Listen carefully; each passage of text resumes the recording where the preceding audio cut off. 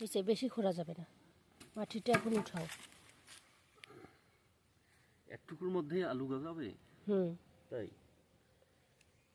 So guys, আমরা আসলে এটাকে কি আলু বলে যেন? গাছ আলু। গাছ আলু। আমরা লাগাবো হচ্ছে গাছ আলু, এই কারণে আমরা মাটিতে গর্ত করলাম। আর এই যে এগুলা হচ্ছে গাছ আলু, যেটা খেতে অনেক সুস্বাদু। কিভাবে দিব? যে কোনোভাবে দিলেই সবগুলো হবে। একসাথে? না না, একটা একটা করে। একটা করে, ও আচ্ছা আচ্ছা।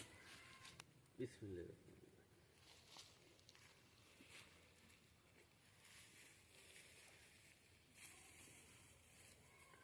এই ছোট্ট একটা আলু থেকে দেখা যাবে এই পুরো জায়গাটা একদম। পরের বছর শীতে এটা অনেক বড় একটা আলু হবে এবং এত টেস্ট, অনেক টেস্ট। না খেলে বুঝতে পারবেন না আলুর কি পরিমাণে স্বাদ। এবার আমরা লাগাবো হচ্ছে একদম বড় সাইজের আলুটা।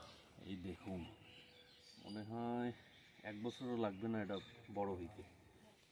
এগুলো এমন জায়গায় গাঁথতে হয় যেন মানে গাছের একদম আশেপাশে, গাছে উঠাই দিলে এর ডাল লতা পাতাটা, তাহলে যত দূর উপরে উঠবে অত আলু নিচে নামবে।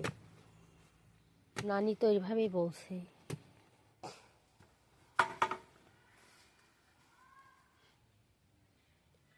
এটা তো হবে না, আর একটু খরা লাগবে।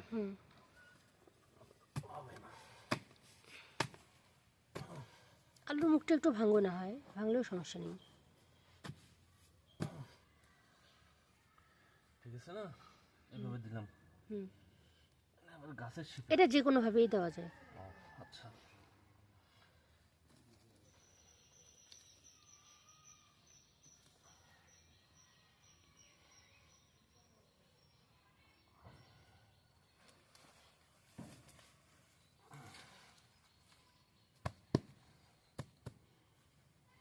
কমপ্লিট।